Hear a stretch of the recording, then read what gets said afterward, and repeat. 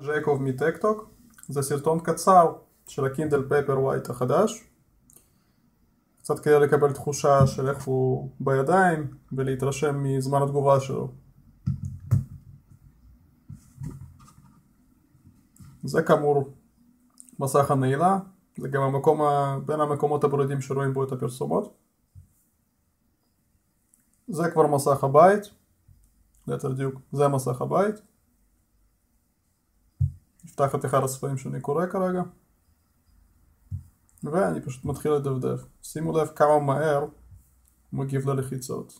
אפשר לסמן פה מילים, לקבל את הפירוש אוקספורד שלהם או את הערך ויקיפדיה.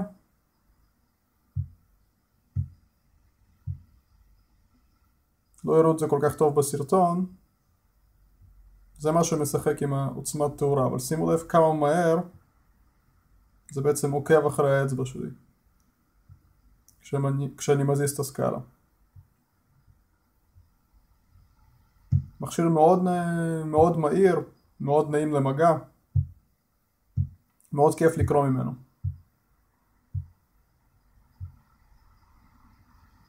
תודה על הצפייה והדיון כרגיל באתר.